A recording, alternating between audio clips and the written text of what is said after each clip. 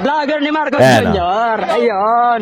Yung magaling gumawa ng fake news. Vlogger. Oh! Oh! Vlogger ni Marcos. Nangyari dito, tinawagan ako na sabi, yung may mga NBI daw puro na pinapuputukan sila. Ang nangyari, ang NBI, sinabihan ko nung lumabas yung resolution ng Supreme Court, mga alas 4 yung kaninang hapon, ay sinabi ko, umalis na kayo dyan. Wala naman po kami dineploy doon at wala na, dahil meron po kami Issue ng bayan, ating pagsapan. What's up mga kayon, and welcome back pa rin syempre dito lang sa Joe Malone TV para sa Issue ng bayan, ating pagsapan. Di kami natatakot sa Katotohanan. Isa maganda.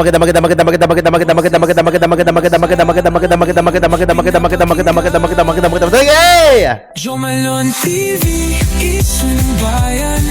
What's up? Pag-usapan Pasok na mga suki. Pag-usapan natin ang issue ng bayan. Sumasalamin sa katotohanan. Mega love shoutout. Paki-double check kung nakasubscribe na kayo, ha? Totoo ang laban. Hindi puro drama, di rin chismisan. Lahat ng tanong may klarong kasagutan. Kasama ka rito sa diskusyon. Boses mo may halaga sa solusyon. Laging alerto, mapagmatsyag. Truth ang hanap, di kami natitinag. Walang palusot, walang dayaan. Tunay ang serbisyo. Diretsong usapan. Mga kayo sa description box natin, ha, paki-subscribe yung mga channel na nandoon. Maraming salamat sa gagawa. Nag-iiba yung mood pag pwede na yung kanta, eh. Oh, yung mga kagigising lang dyan, yung mga hindi nakapanood, meron tayong previous video kagabi Totoo ang laban. ng bakbakan at putukan Balita, talakayan, katotohanan para sa bayan. para sa bayan. Alright, mega love shoutout sa lahat ng viewers natin dyan. Maraming salamat po sa pagtangkilik at pagtutok dito sa Joe Malone TV, issue ng bayan. Maraming salamat po, mega love shoutout. Paki-comsec naman dyan. Comment section tayo. Paki-comment naman dyan sa baba kung saan kayo nanonood, kung saan area nyo, kung saan location nyo. If you're watching from Switzerland, Netherlands, Japan, Hong Kong, Switzerland, ano na yun, nasabi ko na yun, Hong Kong, Japan, Alaska, kahit saan, paki-comment dyan sa baba. Ganon din sa local, dito sa Pilipinas, kung saan man kayo lupalop nanonood, paki-comment naman dyan sa baba, ha? Para sa engagement natin dyan. Tapos, paki-like and share itong video na to, mga kayon. Pati yung previous, yung kagabi, ang ganda nun. Balang actual yung bakbakan. Puntahan nyo, nadudol lang, yung in-upload ko kagabi. Ito kasi follow-up report natin to. Paki-like and share yung video natin para naman sa algorithm ni YouTube natin, ha? Para dumami naman yung views natin. Tapos, sa description box sa baba, meron tayong mga backup channel dyan. Siyempre, mahirap na eh. Baka mamaya matira tayo. Diba? Paki-subscribe at paki-click yung bell icon. Pili na lang po kayo dyan. Pero mas maganda kung lahat. Sana. Okay? Yun lang yung effort na ihilingin ko sa inyo. Pakita natin kung anong meron suporta itong mga DDS. Kung gaano tayo kasolid. Okay, game? Puta, game tayo. Ito talaga. Ayan na. Game tayo. Oh. Ganun talaga. Di ba? Sa ating magkakabarkada, meron tayong isang kabarkada at kaibigan na alam niya na.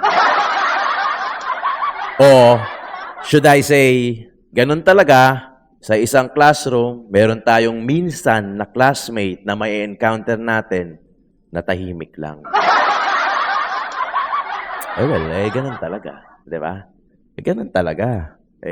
Tayo magagawa niyan eh. Oh, di lang naman siya yung tahimik eh. Di ba? Si Rapi Tulfo, tahimik din. O hindi ko alam, pagka maaway mag-asawa, ang bibilis. Mindset. Content eh. Siyempre, content eh. Di ba? Si Mark, di ba? Si Mark, given na talaga na tahimik yun. Alam nyo ba? Putulin na natin to. Ayan. Alam nyo ba? Habang pinapakitandaan niya yung mukha na yan. Alam nyo ba? Si Risa Hontiveros, nakita ko ata, I don't know kung sa kanya nang galing to, o basta nakita ko lang sa Facebook na nananawagan siya ng panibagong botohan ba? Hindi ko alam kung totoo, pero nevertheless ng panibagong botohan para sa Senate President.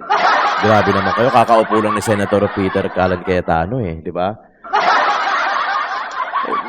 Siyempre, hindi mo may iwasan, may mga ganun thinking Hindi ko pa nabe-verify kung galing mismo kay Risa Hontiveros kasi nagmamadali ako dito. Kailangan ko maipakita sa inyo, di ba?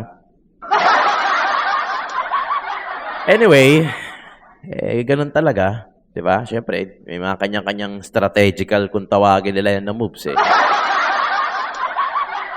hindi ko pala naisama yung ano. Okay, sige, mamaya na lang. Alright. May sasama sana, hindi ko pala naisama. Natatandaan nyo to, ito si Balita at Kaalamanan. Okay? Kasama niya si Andy Vlogs. Mga ano to mga BBM vlogger to. Ayun si Balita at Kaalaman, yung nakasombrero. Kung matatandaan nyo, meron akong pinakita rito, yung anniversary ni Tatay Digong, which is sometime in March, na binastos nito ni Balita at Kaalaman si Tatay Digong. 'Di ba? Nasa fast food chain siya, nilagyan niya ng french fries dito, tapos binabati pa niya, happy anniversary, sinasabi niya, huwag ka nang bumalik, etc. So, siya yun. Tandaan nyo may post siya 'di ba? Kasama niya si Andy Vlogs, nasa Senate sila, ayan nakalagay, 'di ba? Tapos eto siya, puta na-confronta siya ng mga DDS vlogger. Ngayon, matapang lang pala to sa SOCMED. Nung nakompronta siya ng mga DDS vlogger, ayun, pucha tumakbo. Hindi naman takbon literal, pero alam mo yung iwas na konti na lang tatakbo na. Ganun, ito yan Vlogger ni Marcos Jr. Ayun. Yung magaling gumawa ng fake news. Vlogger. Vlogger ni Marcos. Fake news bayaran. Magkikilala tayo dito. Tayo. Sige. Tayo. Ayan. Sige. Tayo. Bayaran. Di ba? Ulitin natin. Ang sarap sa tenga takbuhin pala to. Ayan.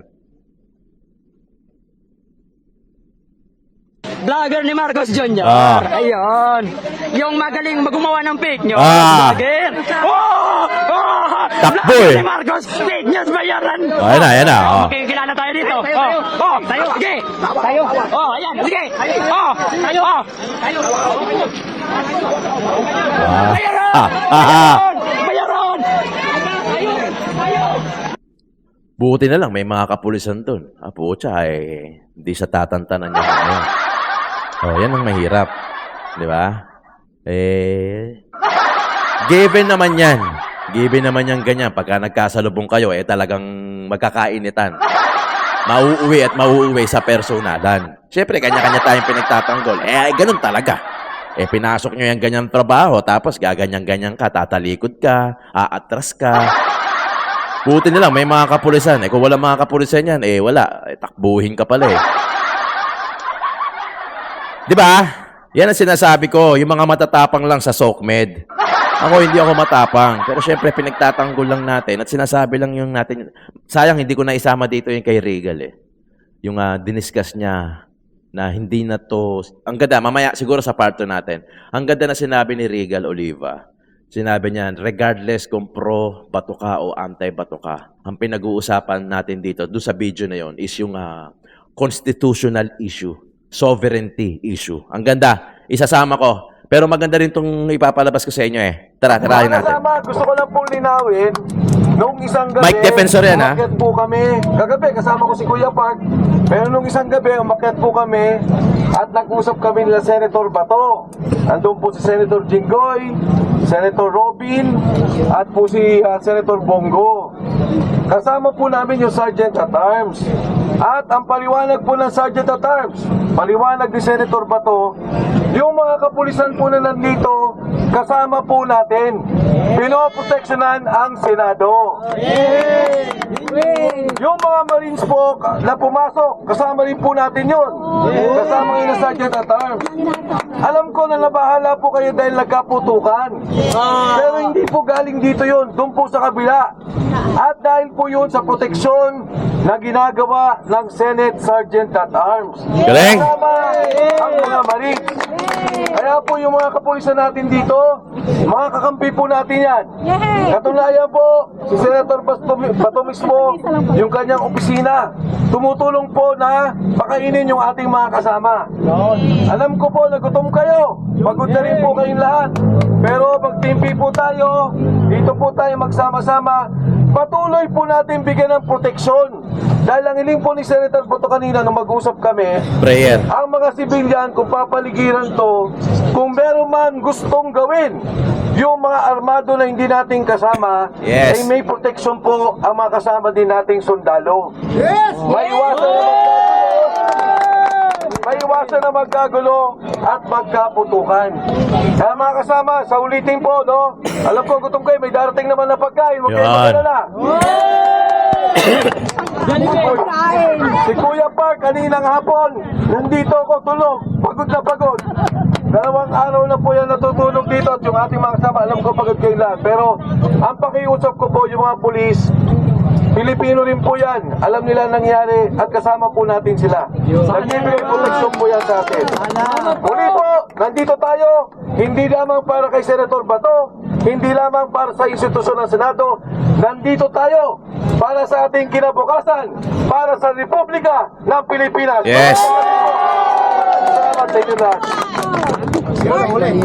Ako nagpapasalamat ako sa lahat ng mga nasa Senate. Hindi kasi ako makalabas mga kayon Alam niyo naman yan pang work from home talaga ako. Pero nung nasa Maynila ako, lamang kalye ako. Marami akong witness diyan na lamang kalsada ako, laman ako ng balita sa kalsada. Nagawa ko na yung part na yon Noong mga time na yun, naka Yorme Isko Moreno kasi ako na. Hanggang ngayon naman, naka Yorme Isko Moreno ako. Yun nga lang, nung nag-DDS na ako, nag-full support na ako kay VP Inday Sara, may pagkakataon na bihira lang ako makaluwas sa Maynila at hindi ko na magawa. Kompleto nga ako sa gamit. Mayroon din akong mic na pang gano'n, yung hawakan, yung pang interview. Dahil hindi naman sa lingid sa inyong kaalaman, magaling din ako magbato ng tanong. So maraming salamat sa lahat ng mga kapwa ko DDS vlogger na nando doon sa Senate at pumoprotekta, kumukuha ng coverage for the views man yan o for the support. Maraming salamat sa inyo pati na rin kay sa mga pumunta si Kiko Barsaga dyan, si Mike Defensor, si Bongo, pumunta rin. Kung sino pa man yung pumunta dyan, maraming salamat sa inyo. Yung mga kapulisan natin, maraming salamat. Alam ko, ginagawa nyo yung trabaho nyo na to protect and to serve. Di ba? Sana walang gulo, walang away. Kasi pare-pares tayong Pilipino Di ba? Hindi natin ikinatutuwa na may masaktan na kapwa Pilipino natin. Tapos ang makakasakit, Pilipino din. Sobrang sobrang nakaka-degrade yun, hindi lang sa pagkatao, sa karakter ng isang Pilipino, bagkos sa isang sovereignty natin, na tayo mismo nagkahaganyan. Gaya na lang nito, di ba? Bakit nyo pa kasi, panoorin nyo yung kay Regal Oliva, yung ICC kasi pwede mag-serve Pwede mag-serve ng warrant. Pero kailangan nilang dumaan sa korte natin. Kasi hindi ko talaga mag-gets, mga kayon. Kahit sino naman, kahit di ka nakapagtapos ng abogado, feeling ko may gets nyo to Di ba?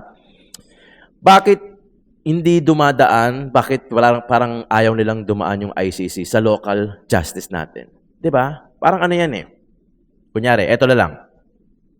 Kunyari, merong wanted na tao sa Cavite. Ang uhuli, Pulis Maynila.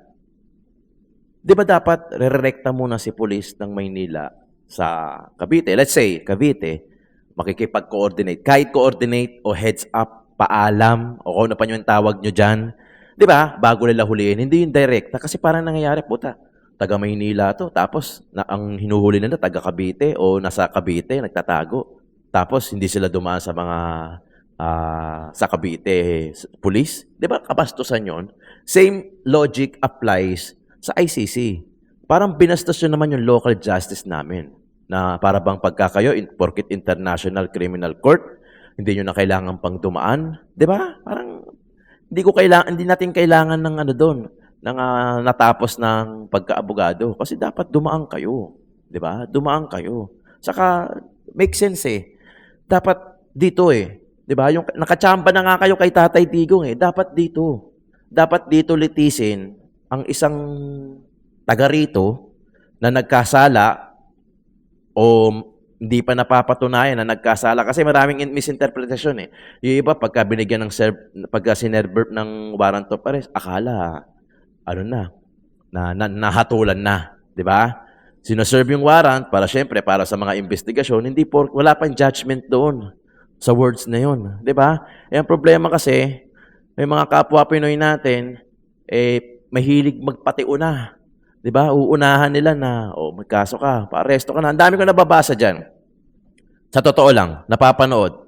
Ang dami na kesyo nagkakagulo daw sa Senado dahil kay Bato de la Rosa. Isuko nyo na yan si Bato kasi nagkakagulo na, nagkakabarilan na. Hintayin pa ba natin na may masaktan? 'Di ba? Hindi nyo ba alam si Senator Bato de la Rosa? Hindi ko makita yung interview eh. I'm sure napanood nyo na rin to. Ini-interview yan kasi in-interview yan nakaraan nung bata pa. Sundalo yan eh. Minsan na rin yan tinaya yung buhay niya para ipagtanggol ang Pilipinas. Sundalo yan eh. Ang nakakatawa, yung mga nagko-comment, wala namang ambag sa Pilipinas. Tapos sila pa yung nangungunang magkomento na isuko nyo na yan, kaya nagkakagulo dahil kay Bato. Diba? Hindi ko pinagtatanggol si Bato. Diba? Ang pinagtatanggol natin dito, sundalo yan eh. Minsan na rin nagbuwis ng buhay yan para sa Pilipinas. Tapos yan yung sasabihin yung duwag tumakbo. Di ba? Kaya napanood niyo yun. I'm sure napanood niyo yun yung ini-interview siya ng isang news reporter. English pa nga di ba? O si Bato de la Rosa yun, nung bata siya. Sinasabi niya na mayroon daw na nakikipagbakbakan sila. Yun, minsan na rin hinarap niya, umurap sa bala yan. At ilang beses na rin ibinuwis yung buhay para sa Pilipinas. Tapos ngayon, kukutsain nyo ng ganyan. Ano yun? Tapos ang kukutsa pa yung mga walang ambag sa Pilipinas. Yung mga talagang wala talagang alam. Yun ang mahirap kasi sa SOCMED eh. Hindi porket may SOCMED, hindi porket libre yung comment dyan sa baba, kukomenta nyo na lahat ng naisip nyo. Kahit na talagang sa totoo lang, wala naman talaga kayong alam. Diba? Lahat na itong mensahe na to para doon sa mga nagko-komento na wala naman talagang alam. 'Di ba? Baka nga kayo hindi kayo nakapag-ambag sa Pilipinas eh. Unlike Bato de la Rosa, Senator Bato de la Rosa na minsan na ilang beses na rin binuwis yung buhay para sa bayan natin. Tapos kayong kumukutsa, wala naman kayong ambag. Ano 'yun? 'Di ba? Tignan mo sa ganon. Huwag mong tignan doon sa porket may serve warrant ang ICC, tapos gusto nyo na kagad isuko ang isang Pinoy sa ibang bansa. Na kahit kayo mismo, ayaw nyo yun. Kung halimbawang kayo yun, dadalhin sa ibang bansa, ayaw nyo din naman eh. Di ba? Ano yung sinabi natatawa ako doon sa nag-interview kay Marcoleta eh. Sinabi niya na parang isusuko ba daw si Senator Bato sa ICC. Tinanong ni Senator Marcoleta, kung ikaw ba, kayo ba, yung mga reporter, papayag ba kayo na dali kayo sa ibang bansa? Alam mo, sabi ng reporter, Sir, kayong tinatanong namin eh. Dapat kayo po ang sumagot, hindi po kami. O ang sabi ni Marcoleta, hindi, as a Pilipino, papayag ba kayo? Hindi na as a reporter, as Pilipino, papayag ba kayo na kayo mismo dali sa ibang bansa? Siyempre, hindi! Di ba? That's the point eh. Huwag na natin tignan kung pro-Duterte ka o anti-Duterte ka, pro-BBM ka o anti-BBM ka o pro-Bato ka o anti-Bato ka. The issue here is sovereignty. Constitutional ang issue dito. Huwag natin tignan porket galit kayo kay Bato, galit kayo sa Duterte, galit kayo kay BBM. Puta, walang matatapos pag tinignan natin in that way. Sa totoo lang, magkakaroon pa tayo ng hidwaan kasi iba tayo ng pananaw. Parang pinagsama mo yung dalawang tao ng magkaibang karakter, personalidad sa iisang bubong. Hindi yan magkakasundo. Yung mag-asawa nga eh. Nag-aaway pa din magkasama ng matulog sa kama, nagtotort-tort na, magkasama sa isang bubong. May mga pagkakataon na nagtatalo rin sila dahil talagang mahirap yun pagsamahin ng dalawang individual na magkaiba ng personalidad at karakter. Pagsasamahin mo sa isang bubong, how much more sa political views? Pagsamahin mo ang isang BBM vlogger at saka isang DDS vlogger, puta, sa isang bubong, mag-aaway yan. Ang point natin dito ay sovereignty. Ang point natin dito yung pagiging Pilipino natin, sa kapwa Pilipino natin at sa bayan natin. Habang naggagaganyan kayo, yung mga maghihirap, wala namang magbabago eh. Mahirap pa rin sila. Yung mga mamamayan na nagko-commute, nakikipagsapalaran sa LRT, sa MRT, yung mga basic salary na nagkakasya lang, pinagkakasya yung pera, pagka umabsent, manghihinayang, hindi nyo naman matutulungan eh. Yung mga nagkakasakit na walang pampagamot, pupunta sa mga pang-publikong hospital, no choice, pupunta ng private, mababaon sa utang, maisalba lang yung buhay ng mahal nila. Wala naman magbabago dyan. Kaya imbis na ganyan, wala eh, na over-abuse yung na overwhelm yung paggamit ng SOCMED.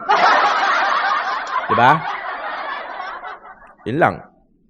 Ang akin lang dito minsan magising tayo na isang araw, sasabihin natin na hindi ako anti-Duterte, hindi ako anti-BBM, hindi ako pro-Duterte, hindi ako pro-BBM, bagkus pro-Pilipino ako. Ipaglaban natin dito sana yung karapatan ng bawat Pilipino na makuha o makatikim man lang ng ginhawa o sarap ng buhay. Otherwise, mga kayon puta, mamamatay lang tayong lahat na naghihirap pa din. Ang masama, maipapasa pa natin sa mga anak natin at saka sa mga apo natin. Tayo, walang problema. Andyan na yan. Kung nasa 40 ang edad ka o 50, wala na tayong magagawa. Unti na lang yung aabutan natin. Kung si BP Inday Sara ang mananalo sa 2028, maniwala kayo sa akin, unti na lang yung ginhawa. Pero yung mga anak natin na nagsisimula pa lang ng buhay nila at yung mga apo natin na hindi pa isinisilang, na mararanasan din nila ito pag hindi tayo kumilos ngayon at hindi tayo nagsalita, wala. Mamamatay lang din sila ng ganun. Gaya natin. That's the fucking truth. Huwag na tayong magsisihan dito. Huwag na tayong maghanap. Pero, wala eh. Ang pinaglalaban natin dito, mga pro-Duterte, maipo natin si BP eh. Diba? Kahit si BP Inday Sara sa loob ng 6 na taon, mayroon siyang kayang baguhin. There's no doubt. Marami siyang kayang baguhin. Walang duda doon. Yun nga lang, kakapusin siya sa 6 na taon. Buti na lang, at meron pa siyang 2 o 3 kapatid na pwedeng ipagpatuloy yung mga pwede niyang simulan. 'Di ba? At least makatikim man lang tayo ng ginhawa. Ngayon, kung hindi mananalo si Duterte at mananalo si kundi mananalo si BP Inday Sara at mananalo yung iba, putya, wag na tayong umasa, uulit at uulit at uulit lang ito. Next. Nang una po, sila yung nandoon sa Senado, palagay ko po, sila yung mas makakapagbigay ng linaw. Kasi po, nangyari dito, tinawagan ako na sabi, yung may mga NBI daw puro na pinapuputukan sila. Ang problema po niyan, wala naman po kami dineploy doon at wala namang utos na may aarestuhin po si Senator Bato. Katunayan, nakiusap nga ako sa inyo pong report, si John Consulta, napuntahan kami rito sa Sequoia Hotel. Ang nangyari, ang NBI, sinabihan ko nung lumabas yung resolution ng Supreme Court, mga alas 4 yung kaninang hapon, ay sinabi ko, umalis na kayo dyan. Wala naman po kami dineploy doon at wala na, dahil meron po kaming planning mula pa po kaninang umaga. Alas 4 yung kaninang hapon, ay sinabi ko, umalis na kayo dyan. Dito sa Sequoia Hotel, dahil meron po kaming planning mula pa po kaninang umaga. Ang NBI, sinabihan ko nung lumabas yung resolution ng Supreme Court, mga alas 4 yung kaninang hapon, dahil meron po kaming planning mula pa po kaninang umaga. ay sinabi ko, umalis na kayo dyan. Nandito po kami for a 3-day workshop and planning dito po sa Sequoia. Ay sinabi ko, umalis na kayo dyan. Wala naman po kami dineploy doon at Nag-comply naman sila. wala naman po kami dineploy doon at Kaya nung kausap ko si Director Matibag, sabi niya walang NBI doon, nandito lahat kami sa opisina. ito sa Sequoia Hotel. Nandito lahat kami sa opisina. Ito sa Sequoia Hotel. Kaya nung kausap ko si Director Matibag, sabi niya walang NBI doon, nandito lahat kami sa opisina. Dahil meron po kaming planning mula pa po kaninang umaga. Alas 4 yung kaninang hapon, ay sinabi ko, umalis na kayo dyan. Nag-comply naman sila. Wala naman po kami dineploy doon at Di ba? Okay, di nakapag-usap sa JC pero kailangan yung magpaliwanag. Kaya kung ano na lang yung lumabas sa bibig, ayun. Di ba? O kayo na humusga mga kayo na. Kayo na humusga kung ano nangyari. Kung anong klaseng paliwanag meron ito si Melvin Matibag. Sa totoo lang, ang hirap rumespeto eh, no? Nagets niyo ako mga kayon. Ang hirap rumespeto sa Pilipinas, ang hirap rumespeto sa bansang ito, knowing na tayo mismo ay nagkakagulo at balitang-balita na yan sa mga ibang bansa. Malamang pinagtatawanan nila tayo. Grabe, nakakalungkot, no? Nakakalungkot yung ganyan. Hindi nakakatuwa yung ganyan. Nakakalungkot yan dahil Pilipino sa kapwa Pilipino ay ang gulo para lang sa politika. Di bali na magkagulo tayo, kakadepensa sa bansa natin laban sa mga banyaga. Pero yung magkakagulo tayo dahil tayo rin mismo nagkakagulo. Ang problema within, hindi outside, patay. Sobrang ang hirap isolve niyan. Kailangan dito matinding reset. Nagets niya ako mga kayon. Kasi talagang wala eh. Kung ikaw nandito, puta, mapapamura ka na lang. Kahit hindi ka nagmumura, mapapamura ka na lang. My friend, I miss you. Ha? Oo, tulog ka pa na dito. Tulog kayo ni Robin. Ha? Nakita mo yun, sinabi ni Senator Bato, hindi ako iiwan nito. Ang tinuturo niya si Senator Robin.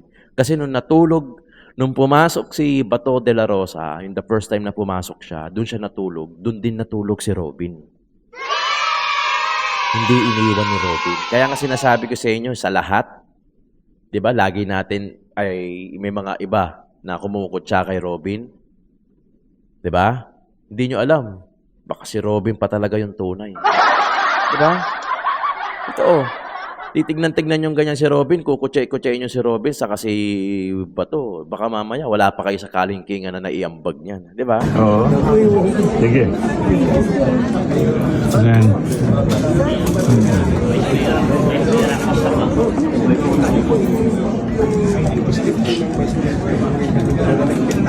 Si Ray Langit. Grabe, iba yung ugali ni Robin, no? Iba talaga. Talagang makikita mo yung aura niya sa tunay na pagiging kaibigan. Mga kayon, yan yung balita natin. Mamaya sasama ko yung kay Regal Oliva, yung sinasabi ko sa inyo na this is not about being a pro-Bato or anti-Bato, but this is about a sovereignty issue, constitutional issue, na isusuko mo o dapat bang isuko o hindi mo dapat isuko isang kapwa mo Pilipino sa banyaga. Yun yung point eh. Yun yung point. Hindi na to about sa galit ka kay Bato, o DDS supporter ka, kaya sinusuportahan mo rin si Bato. This is not about it eh. This is all about sovereignty issue. Mga kayon, maraming salamat. Mamaya ulit, Joe Malone TV, issue ng bayan, ating pagsama.